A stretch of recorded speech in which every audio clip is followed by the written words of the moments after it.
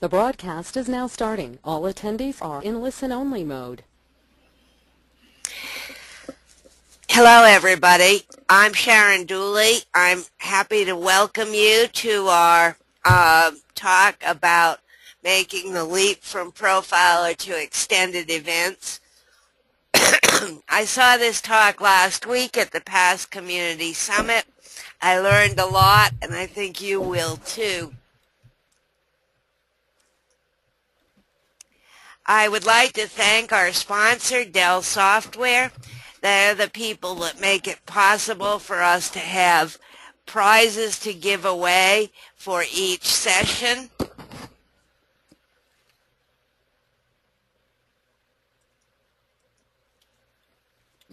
And if you're not already a past member, this is the time to become one. It's free. There's a number of other resources available to you, and they include our LinkedIn group, Facebook, Twitter, the past blog, and there's always stuff going on. It's not just the Community Summit. We have the virtual chapters, and we're the DBA virtual chapter that is bringing you this presentation today. There are a whole bunch of other virtual chapters which you can join and attend other presentations. There are SQL Saturdays all over the place. They're free one-day training events, and you'll find them extremely valuable. There's probably one near you no matter where you are. Periodically, there are 24 hours of past sessions where in one day you get 24 different one-hour presentations. There's a business analytics conference in addition to the Community Summit, recognizing the fact that we're all dealing with bigger and bigger data and more stuff. And there haven't been any SQL rallies in the U.S. for a while, but they're still happening in Europe. So check out all the opportunities that are available to you through PASS.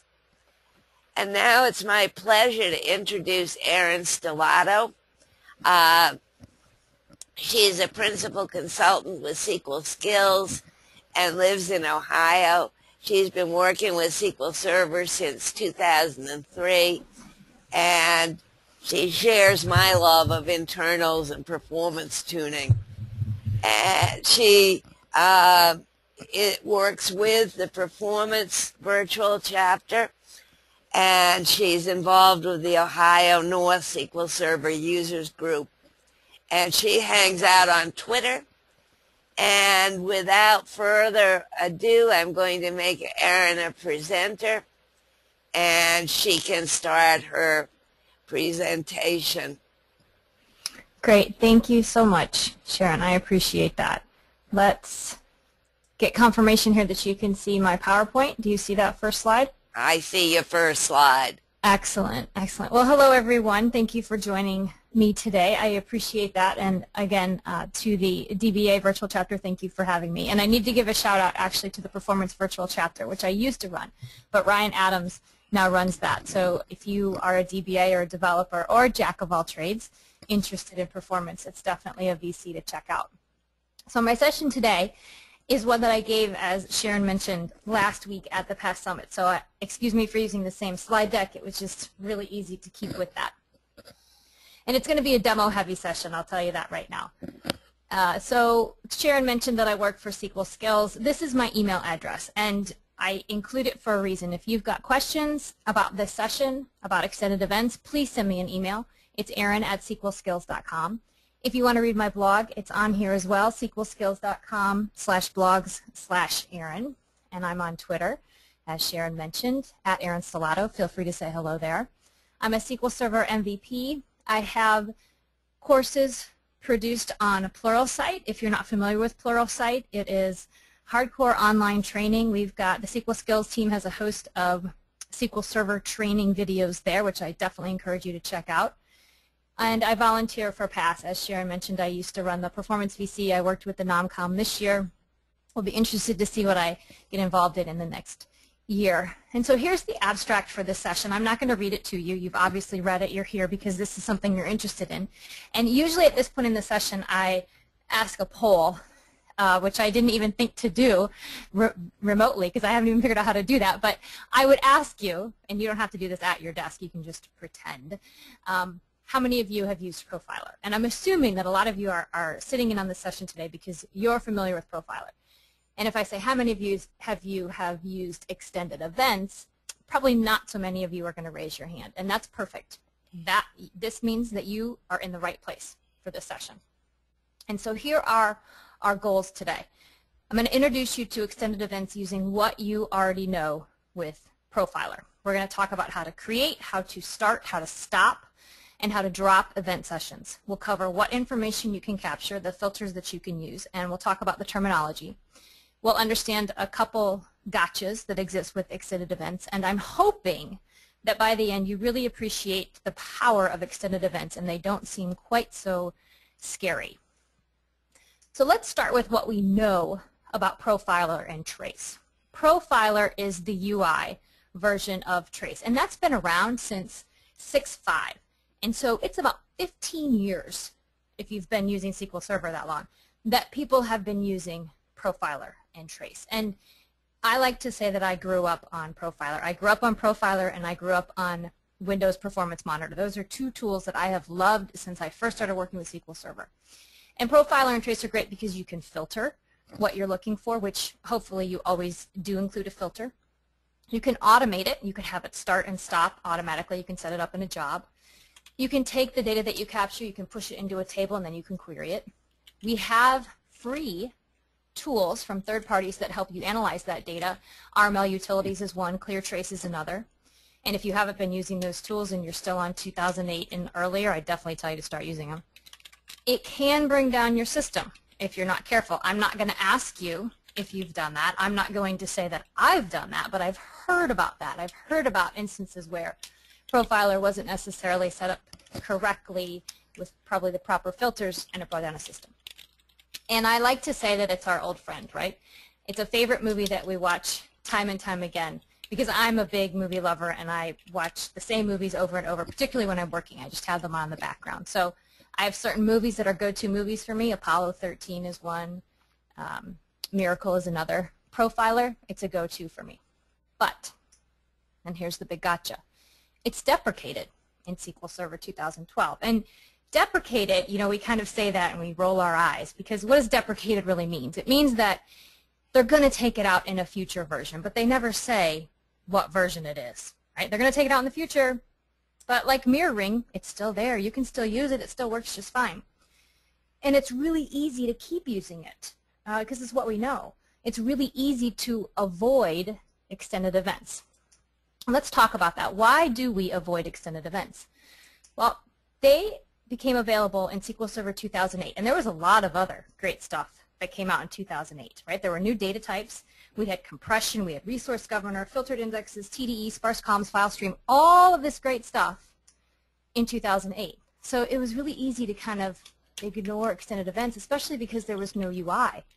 Right? It was all through T-SQL. And as much as we like to be DBAs and developers and use our T-SQL, I think that it's easy for us to start out with the UI and then transition to the T-SQL. So without having that, it was hard to adopt it. There was new vocabulary, and to shred the data in 2008 and 2008 R2, you had to know XML and XQuery. There are no third-party utilities to look at that output like we have with Profiler output or Trace output, and it requires change. And even though we like change, change is sometimes really hard. And I've got a note on here about the UI, which is a reference to my colleague at SQL Skills, Jonathan Cahias. Jonathan wrote a add-in for Management Studio, which allows you to have a UI for extended events in 2008 and 2008 R2. So if you're listening and you're not running 2012, do not despair. Not everything that I talk about in 2012 is going to exist in 2008 and 2008 R2, but you can download his add-in from Codeplex so that you can start using extended events in 2008 and 2008 R2. And actually, I don't have it on the slide, but he also wrote, because he's so good, he also wrote a UI for SQL Server 2012 that will allow you to go back to a 2008 and 2008 R2 instance, and that's on the SQL Skills site. I don't have that here, but if you can't find it on the SQL Skills site, definitely send me an email. But anyway, why do we avoid it? I've listed them here, and again, I did another plug here for XML and XQuery because that just still doesn't, that button hasn't, that light bulb hasn't gone on for me yet with XML and XQuery. And I think that a lot of people avoid it for that reason. But it's time to make a change, because extended events is not going to go away. It replaces Profiler, right? They're not enhancing or improving Profiler anymore. There's a ton of enhancements to extended events, and this is the tool that's here to stay. You're going to, just like in Profiler, capture a ton of useful info. You can filter, you can automate it, and in 2012 it has a UI. So if you are on 2012 or you're going there, this is the time to get familiar with extended events. You don't have to use XQuery to look at the data, thank heavens. It's more lightweight than Profiler and Trace, and it can do more than Profiler or Trace. There's a ton of examples out there where you can do something with extended events that you could never do with Profiler or Trace. And again, you don't have to know XML or XQuery. These are valid arguments as to why it's time to really get familiar with extended events. But the final one, the kicker, I think, is that it's the only way that you're going to trace activity related to the new SQL Server features. So if you want to do anything related to availability groups, if you want to do anything related to Hackathon in 2014, or column store indexes in 2012 and 2014, you're going to have to use extended events. So if those are new features that you're excited about, then this is where you're going to need to be. So that's kind of actually it for my slides. The rest of this session is all really demos. We're just going to start and keep going for the next, I should look to see how much time we have, right? For the next 48 minutes. I'll stop for questions as we go along. But it's all going to be demo because I learn by seeing, and hopefully this works for all of you as well.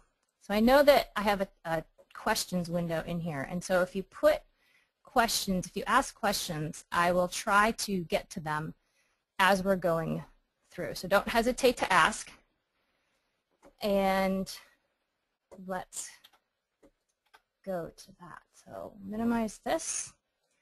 I'll bring up my VM. Management Studio we know and love, but let's go back to our old friend Profiler. And I've got a quick question right now is this going to be available after the webinar, either the slides, demos, or recording? And Sharon, if you can confirm, this will be recorded. It will be available on the DBA VC archives page, and I will give Sharon the download information also for the scripts and for the PowerPoint. Yes, the presentation will be recorded and available on the meeting archives at dba.sqlpass.org. And Erin, if you just send me the script, that'll be there too. Perfect. I got a whole set of scripts. So if you're watching, don't worry about taking notes. Just absorb. Maybe take notes on the things that are most interesting, but you'll get the PowerPoint and the scripts when we're all done. So we're going to start with Profiler because this is what we know. And if you wanted to trace SQL Server activity, actually, hang on, before I go too much further, let me adjust, hang on, I apologize. I meant to change my screen resolution before we started because I know sometimes not everybody has the same big old fancy monitor that I have. So forgive me. And I've got way too many windows going on right here. Revert. If I had a good joke right now, I would tell it. Actually, I do have a good joke. My joke is, how do you catch a unique rabbit? You sneak up on him. And my other joke is, how do you catch a tame rabbit? It's Tameway, unique up on him. Okay, I can't hear any laughter. And I lost one of my monitors. So let's see, there we go. That one came back. Perfect. But I lost that. Okay, good to go. Good to go. Here we go. I don't know if that's any better. If y'all are having a problem. Oh, I got groans on my jokes. You guys are great. Okay, if you're having a problem seeing this resolution, let me know and I'll try and change it. But I want to get moving along here. So we're going to go ahead and new trace. And we're going to connect to our instance. Okay, now wait, I have a couple people saying I don't see anything. Blue screen, don't. Oh, okay, you guys are awesome. Thank you for the feedback. Here we go. Now can you see it? Yay, much better. Fantastic. All right, so in Profiler, I have said it is much better. I'm going to roll with this. I'm going to go ahead and start my trace. And I'm going to use a template. I don't know if a lot of you use templates in Profiler. I was a big fan of them because I didn't have to go and select all my columns all the time. So I've got one set up for reads filter.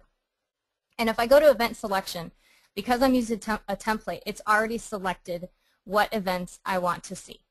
And as you know, right, I can select show all events, and then I get all the different events that I can capture here in Profiler Trace. Without looking, can anyone tell me how many events there are in Profiler? You can just type it in the window. I'll come back to it later. But without looking it up, does anybody know how many events there are here?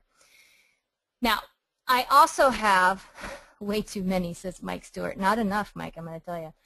I also have the columns button, right? So I've got all of these columns over here that I can select for my different events. And then I've got my filters. You're familiar with this. And here I have filtered on reads. I'm looking for queries that are only 10,000 reads or higher. And again, I said before, typically you want to filter on something. Okay, so we would set up our trace and we would run it, but of course we wouldn't actually run it in Profiler because there's a lot of overhead that we introduce when we're running it in Profiler. Hopefully what you've been doing is scripting this out.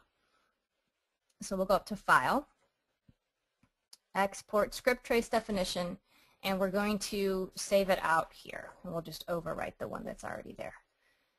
So now, let's come in here, and I'm going to open a variation of the trace definition that I saved. And I've added some comments at the top, right? But when you create that definition from Profiler, this is what it creates for you.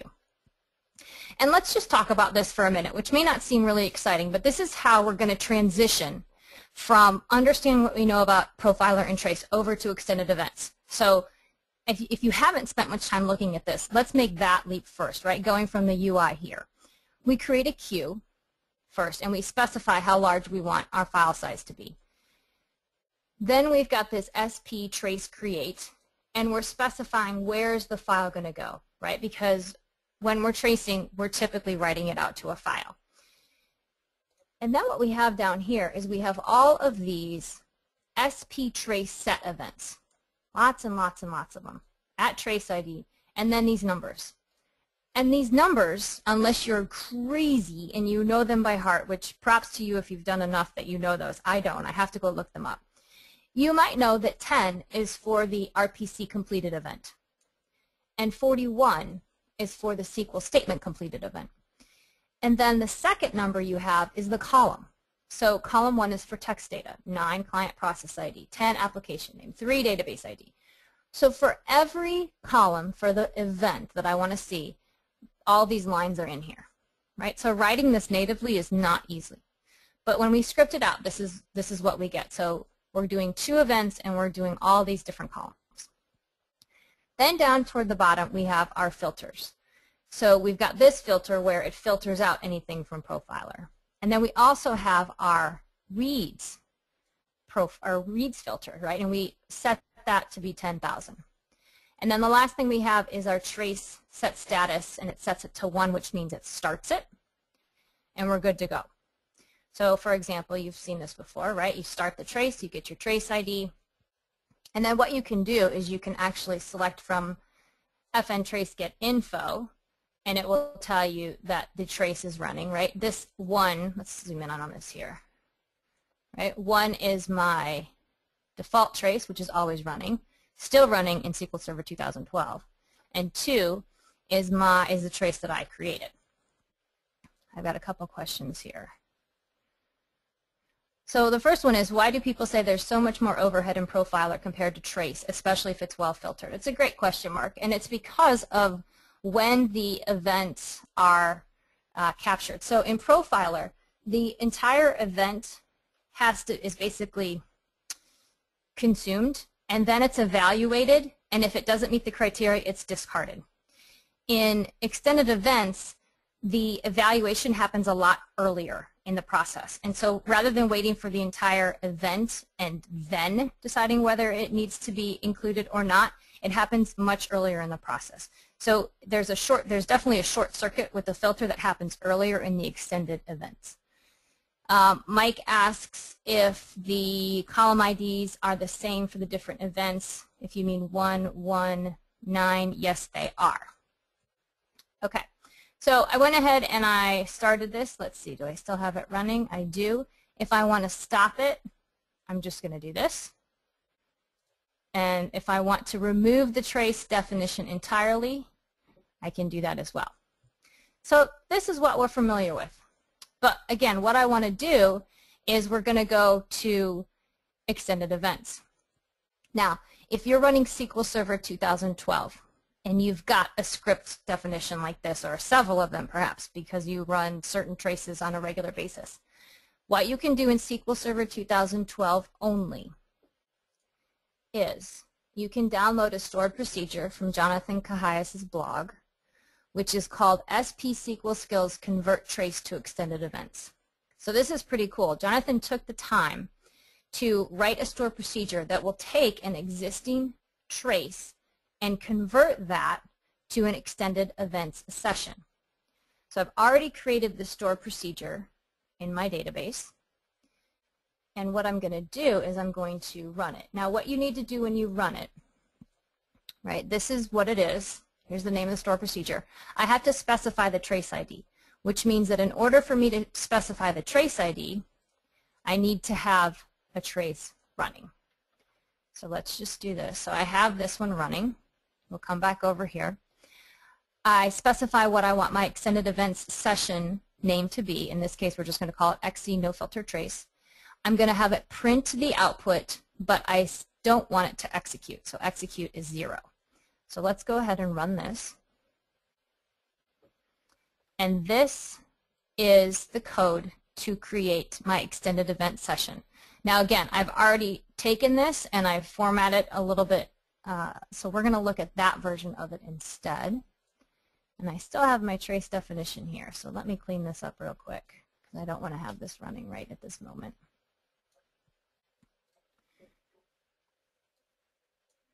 Let's open up my create session. So this is what Jonathan's stored procedure generated, this code. And what I want to do is we're going to look at these two side by side. Let's make that a little bit bigger. Okay, because this is how we're going to go from one to the other. So on the left, this is my trace definition. From Profiler, I scripted it out. That's over here. On the right, this is my extended events syntax. So again, we walked through this a little bit, but now we're going to make our leap. Here's my beginning for Profiler. It's creating a queue. It's specifying the max file size. And then down here we have SP trace create, where we're specifying where the file is going to be located, the max file size. Over here, the first thing we have is just a simple, Jonathan included this if exists. If the session already exists, go ahead and drop it. And what we see is we just have first create event session on server. So we start whenever we're creating a new one with a create event session and the name. Now down here on our trace side, this is where we're setting the events. We're adding RPC completed in all the columns. We're adding statement completed in all the columns. And remember, this wasn't really intuitive to read. Now look at this in extended events. We're going to add event, RPC completed. It's a lot easier to read, right? Then we're adding actions. Now these actions are analogous to columns. Right? When you hear action in extended events, that's a column. That's data that we're capturing. And you're going to notice, right, some of you are already thinking, now Erin, you've got how many over here and you have fewer over here. I do, because in extended events, for every event, there are certain columns that are always captured, certain actions that are always captured by an event. So I don't have to specify them. For example, duration, right? Here's duration.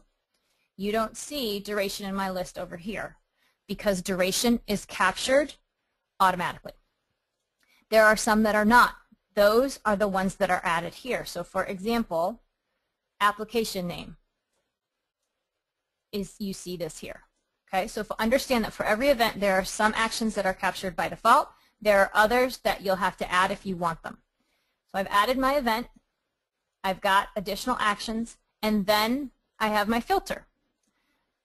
With Profiler, I had filter down here, my reads filter, right? Here, it's a little bit more intuitive, where logical reads greater than 10,000. And this is the filtering. This is where you can really get fancy because you can include a lot of different filters and you can be very specific. And the order that these are in matters. So I'm not going to dive too deep into this. Again, we have a limited amount of time. But you would want to put the predicate, which is most unique, first. So if you're filtering on an object ID is probably going to be more unique than database ID, for example, on an instance with lots of databases.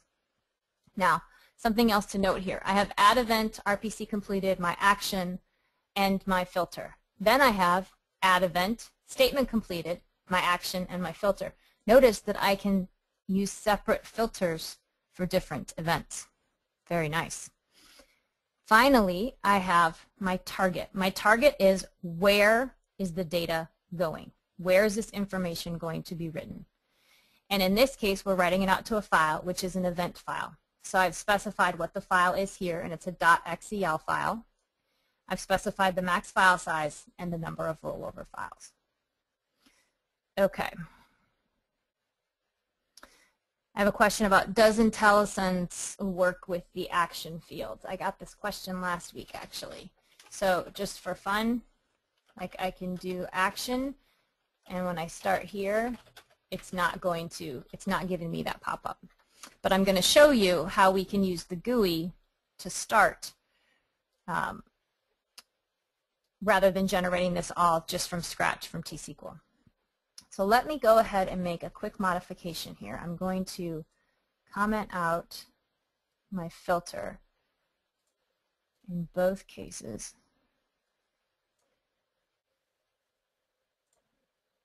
And I'm going to change this just to make sure we don't have a problem.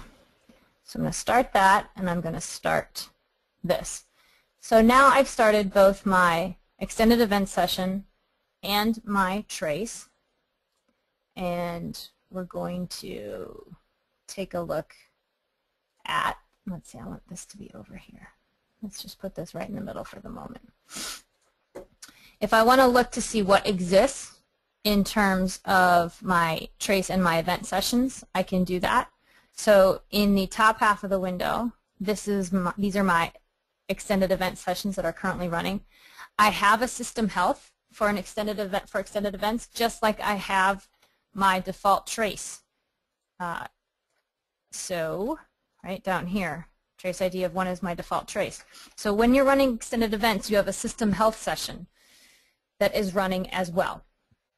And then if you're using availability groups, you're going to have the always on health running as well. In this case, I don't. And then we have the extended event session that I created.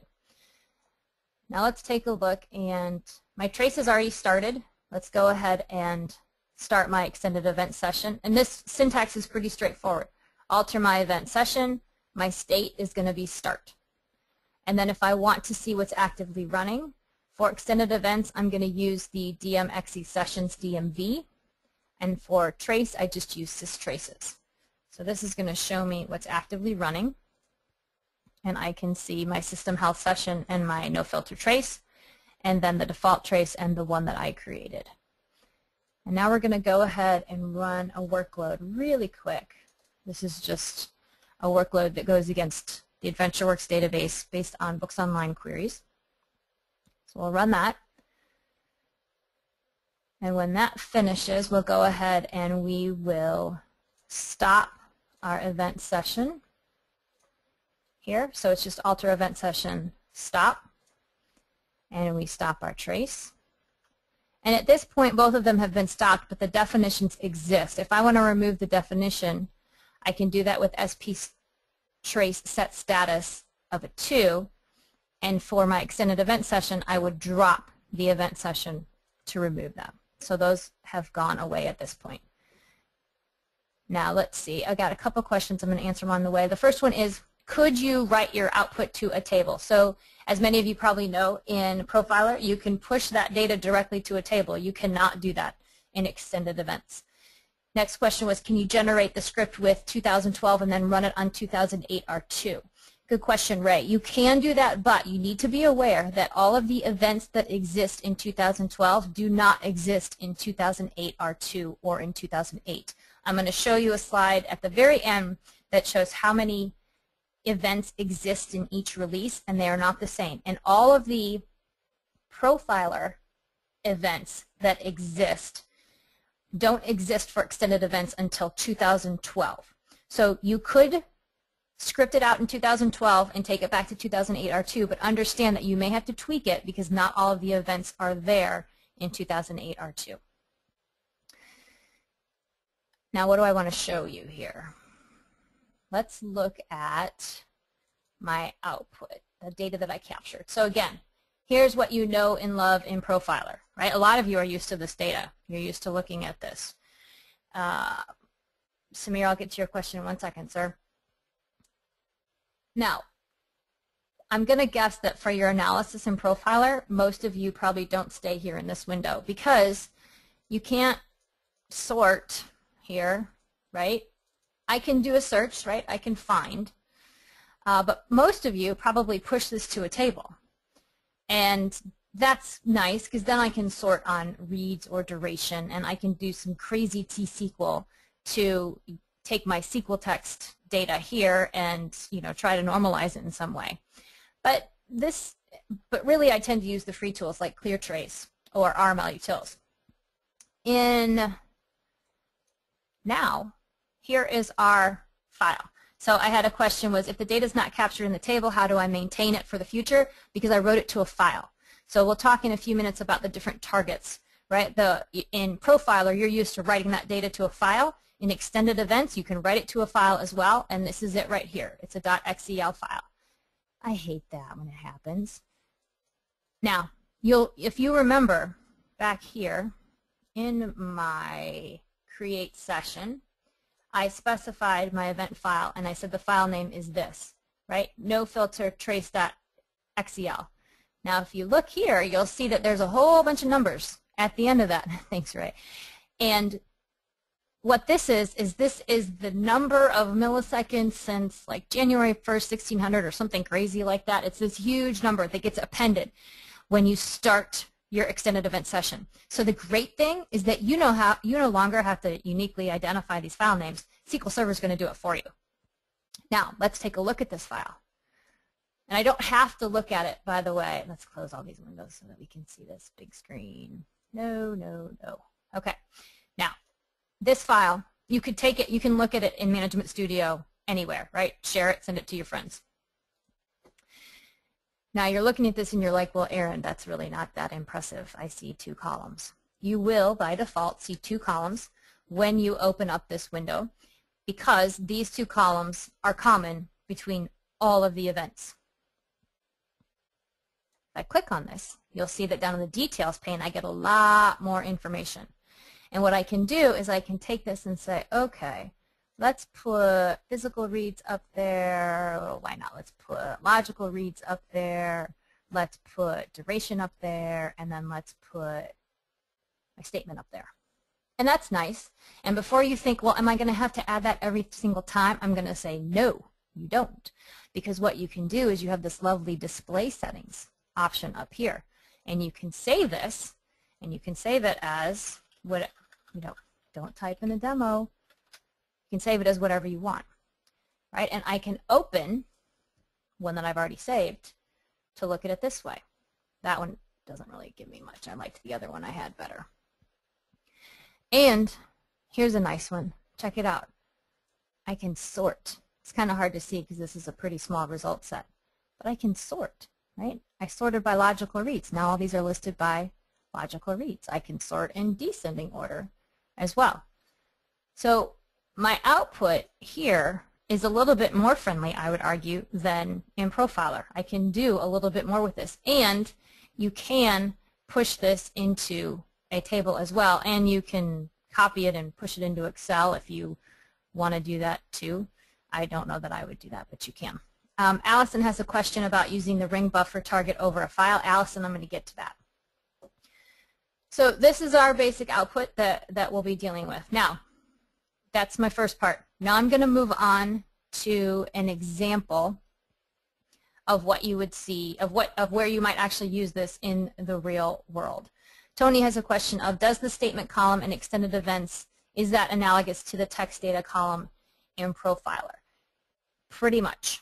There's also, as we'll see, there's a SQL text column for events, which is not what you want to use. This is going to be better for you to use in terms of what you're used to in Profiler. All right, so now let's make sure that I cleaned up my mess. Okay, so within my instance, right, management extended events, this is going to be new in the 2012 UI. I've got my always on and my system health. These are default sessions. I'm going to do a new session. I have new session wizard. It doesn't have exactly the same thing as what's in new session, so I just tend to use new session.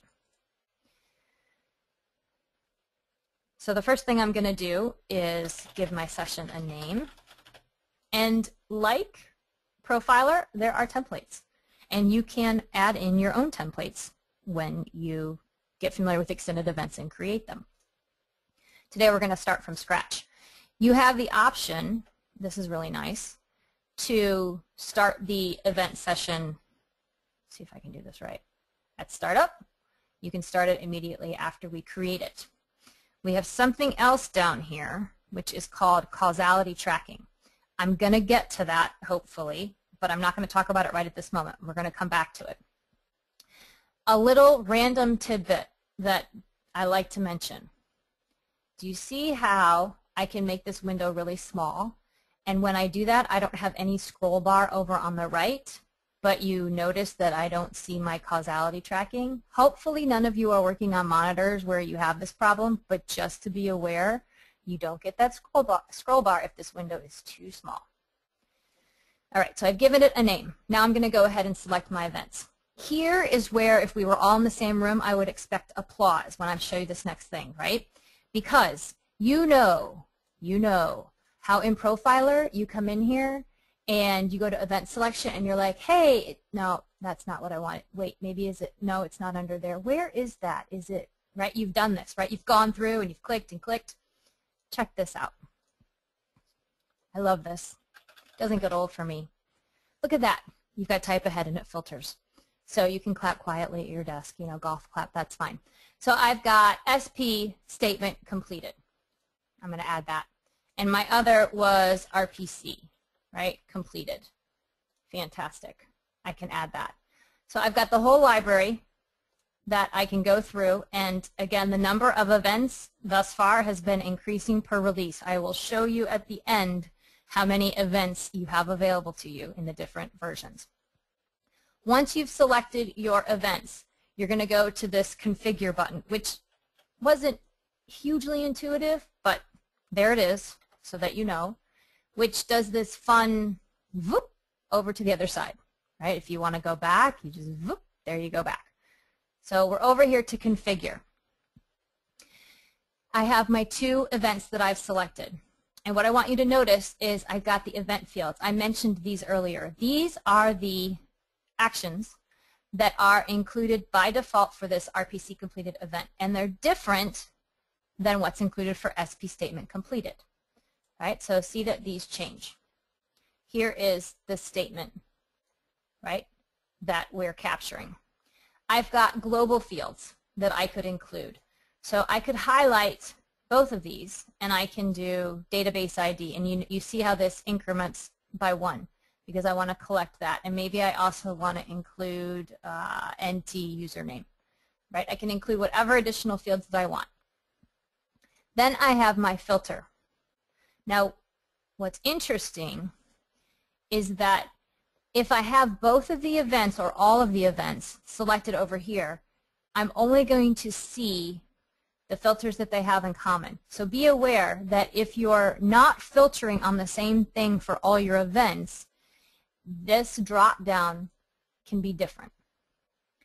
But in this case, maybe I want to filter on, let's see, I filtered on physical reads, right? And it's going to be greater than, let's say, 5,000, right? So at this point, I have a filter, you can see, for RPC completed. I don't have one for my SP statement completed.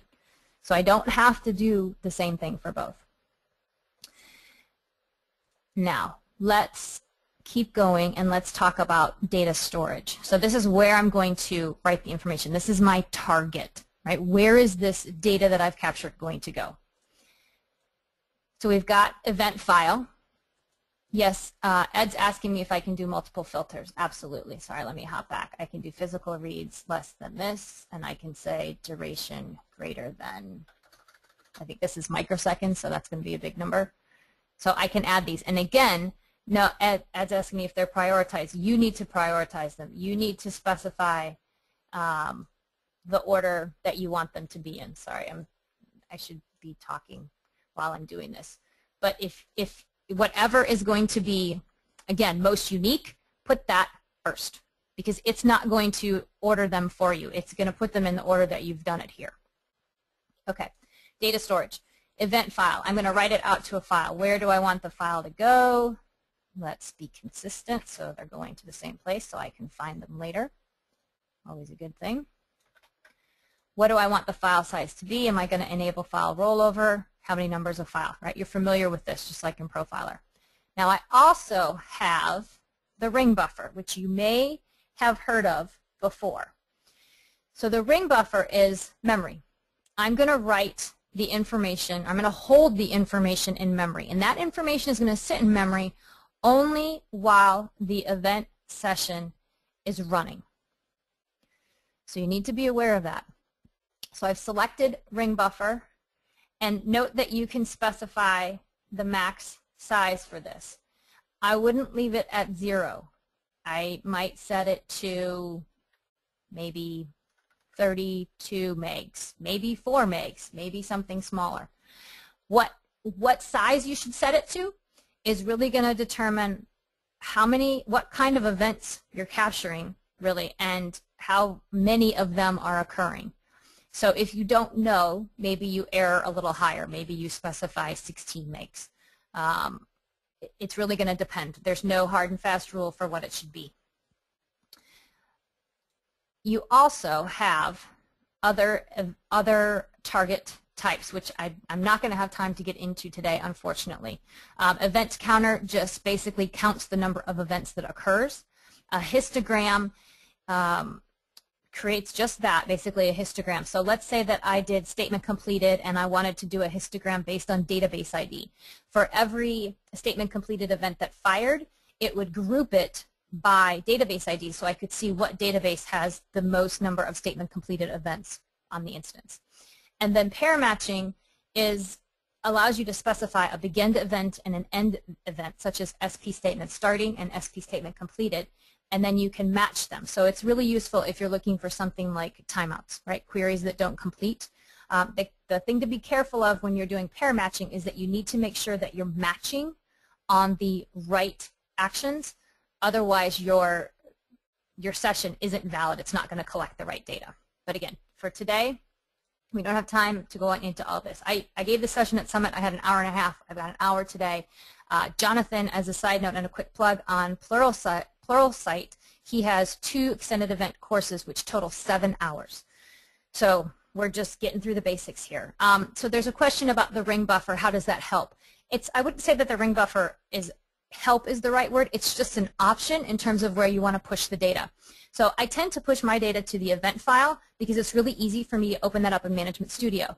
If I push the information to the ring buffer, I have to use XQuery to retrieve that information, which I'll show you in a second. So we're going to go ahead and say OK. Now, what I've done, we don't need Profiler. We're done with Profiler. I hope you're done with Profiler. And I know, by the way, let me just tell you, next time you go to trace something in 2012, your instinct might be to go to Profiler. Spend an extra 30 minutes and try extended events. So this is the code for the session that I just created, and I'm just going to rerun this to make sure that it has exactly what I wanted here. And let's just make this a little bit bigger. So we're writing this out to an event file, and we're also writing it to the ring buffer. So at this point, just so you can see this, right, if I come back in here and refresh, what did I call this one? Track queries. Let's get rid of trace queries so I don't confuse myself later on. Let's go ahead and start this. And then what we're going to do is I'm going to run some PowerShell scripts that are just going to run a whole bunch of queries in the background. So let's make sure these get started. Okay,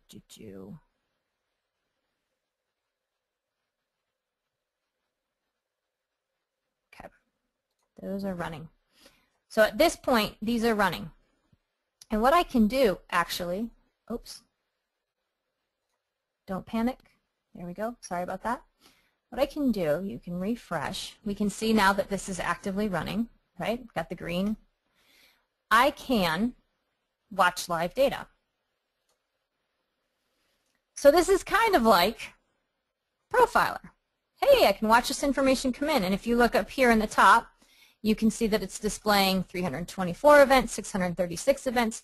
So what's happening is that it isn't flowing with the same speed that you might have seen in Profiler. What happens is that the events are being captured and they're being held in that max memory space we specified. Remember I said it might be 4 gigs, it might be 16, it might be 32. They're being held there, and then they're being dispatched on either every 30 seconds, because that's what was set for this session, or when that buffer becomes full, out to my target. And my target, again, I have a file target, and I also have the ring buffer. Now the ring buffer is a finite size. I've specified what I want the ring buffer to be, and that's going to be a first in, first out. So when that buffer fills up, then the data is going to empty out of there. So understand that if I'm writing to the ring buffer, I'm not necessarily going to have everything unless I capture or unless I specify a huge ring buffer and know that it can hold everything that I capture. So the ring buffer isn't necessarily going to hold everything, whereas your file target would. Now what I'm going to do is I'm going to alter my event session, and notice that I'm not changing the status. I'm not stopping it. What I'm doing here is I'm dropping an event. So while my session is still active, I'm going to drop an event, and you should see, right, these are all SP statement completeds. You can now see that this number isn't increasing anymore, even though my queries are still going, my scripts are still running. So what you can do, and this is really useful, is you can have your extended event session, you can alter it, you can drop an event, and then that data, right, I wrote it to a ring buffer, is still sitting there. So this is the XML to shred this. This is not my code. I don't know how to write this. I admit this is Jonathan's code, but I want to show you the performance difference when you're querying this, right? I'm creating an XML variable that's going to hold this data, and then I'm querying it. I've got my data over here already, and I've got it out in the target. Right? This, you're going to see, this takes a lot longer, right, for me to start to get output back. So there's a question, which is, does watching the live data have an impact like it does in Profiler? It does have an impact in the sense that I'm pulling that information here. There's a limit as to how many rows you can see in Management Studio. So I would be judicious when using it. I wouldn't rely upon it heavily. It's a nice way to verify that you're capturing information if you don't want to write the XML to query the buffer like I did here. So you can see that this is taking a little while to return my data. I'm not going to use this today. I'm going to go back over here. So let's keep going with my example here for a second. And let's assume that we had run a trace, right? And we wanted to see what activity was going on in the system. And so instead of running a trace, we ran an extended event session. I'm looking at this and I'm thinking, well, I didn't really filter on reads. Let's see. Let's add my logical reads up here. And maybe I'll filter on my reads, right, to get an idea of, oh, this is still running. So in order to filter, I need to stop. Let's stop my event session, and then we'll actually drop it. Yeah, it's mad at me because I had my live event session going. So I've got this. Now let's see. Can I sort on logical reads? I can because my event session has stopped. So I might be looking at this to say, well, 10,000 reads, that's not fantastic, but that's not, you know, awful. And I might look through here. And what I might notice is that instead of a lot of high read queries, right, I tend to look for, show me the ones that are really bad, that are really killing my system, or high duration. I see that I have a query that's running a lot, right? This one. This query is running a lot, right? Death by 1,000 cuts. So what I might want to do is dig into this a little bit more.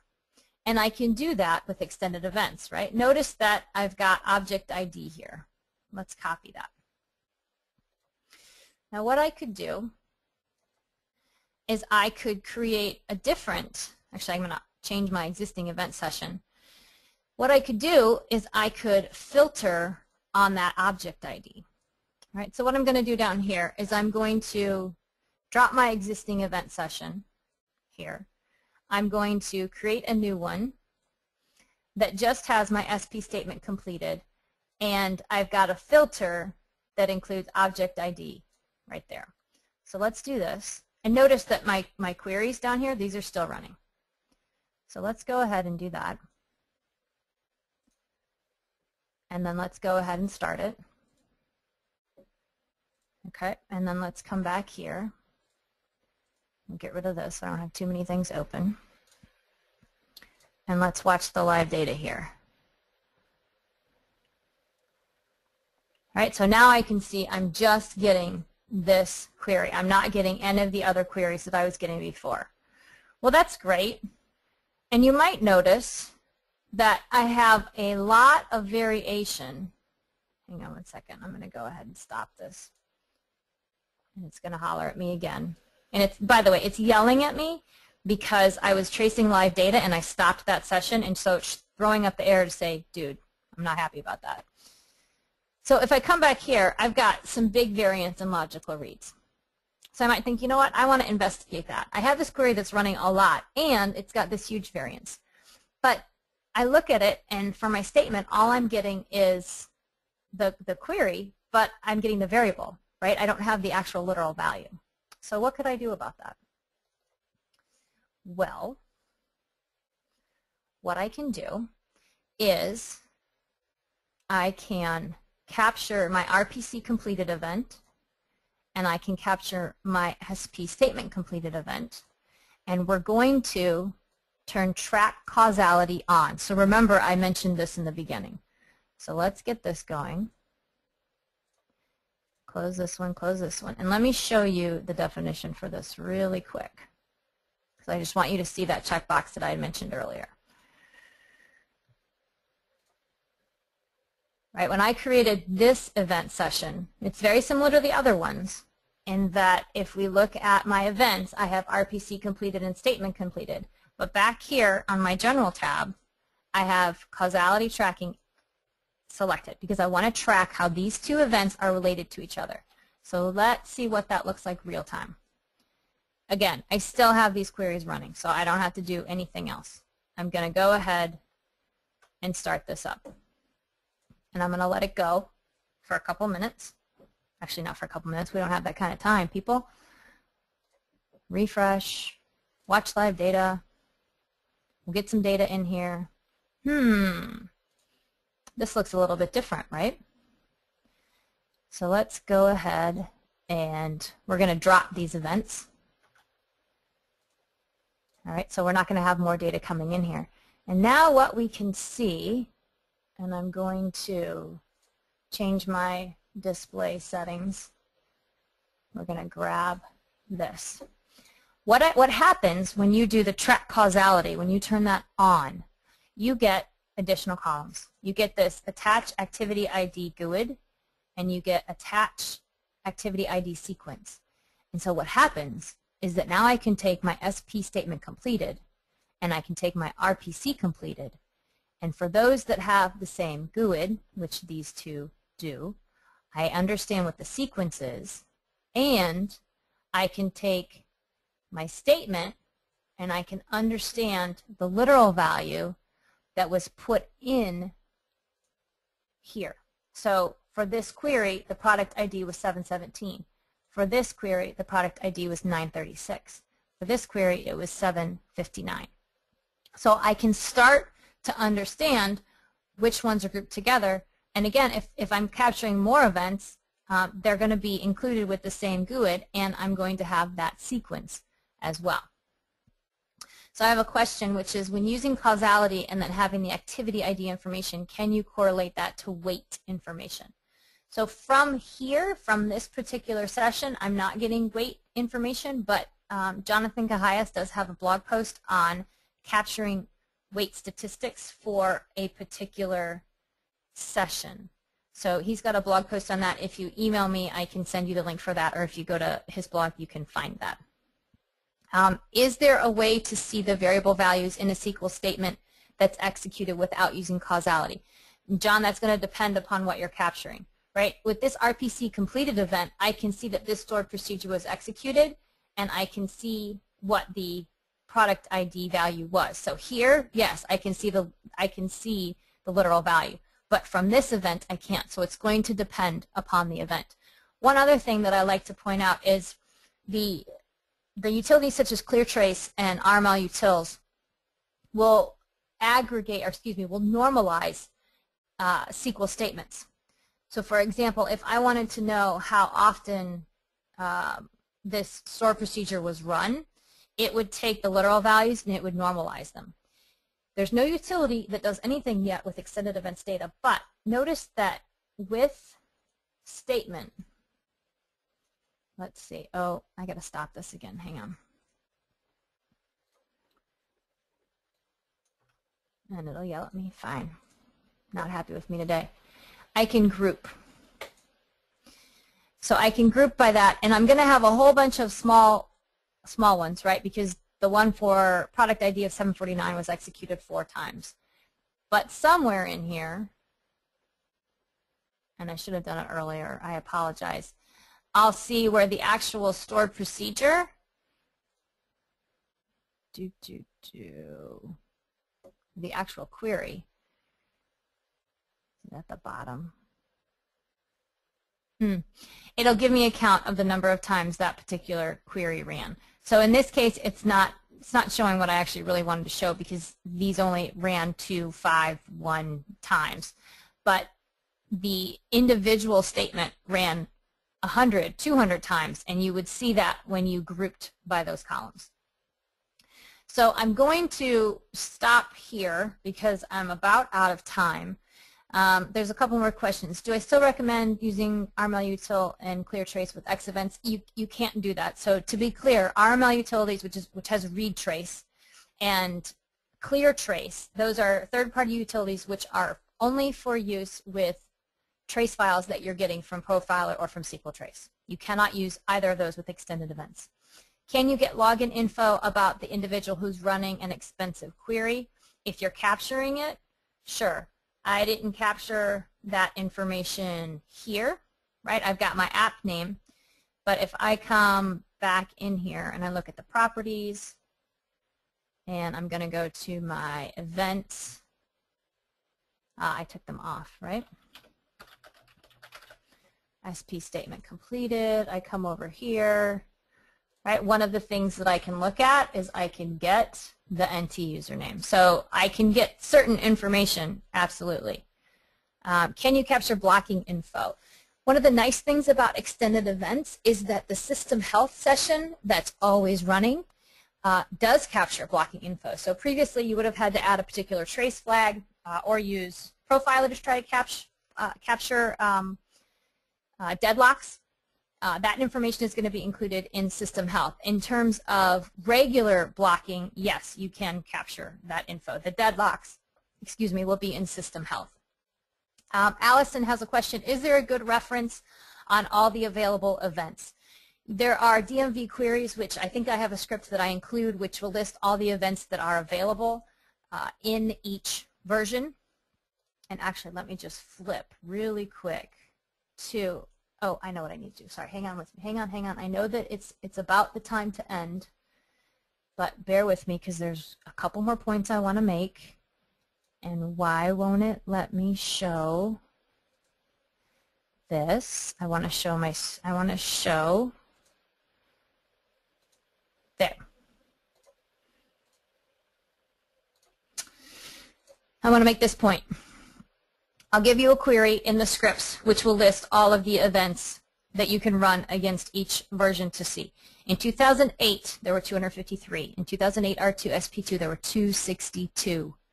2012 SP1, there's 625 different events. And 2014, and this is CU2, by the way, which was just released last week, there's actually that number is higher. 775, I think, is what it is. And that's not the final number because that is not fully released yet. For those of you who answer in the beginning, in terms of the number of events that exist in Profiler, it's 180. So 180 in Profiler, and we've got how many now? So let's see. Scripts are going to be available through the website. I'm going to send those to Sharon. She's going to put those up. Another question, can you point to a different server like to one running 2008 R2? Back in the beginning, I said Jonathan Cahias has an add-in for SQL Server Management Studio that he wrote that you can add in to SQL Server 2012 and allow you to point back to a 2008 R2 instance. You can't do that natively through extended events. You would have to get his add-in. I think that I've answered all the questions. Erin, even if you didn't, I'll save the question log and email it to you. Okay, cool. Thanks, Sharon. And this is Julie Bloomquist. I'm also with the Passive VC chapter. I wanted to mention today that Mike Lee is the raffle winner for today's event, and he's going to be getting a $50 Amazon gift card courtesy of Dell Software. Awesome. Well, I want to say thank you all for attending, and thanks for having me. Sorry I went a couple minutes long. I could obviously keep going, as you can tell. But thank you all. Thanks, Erin.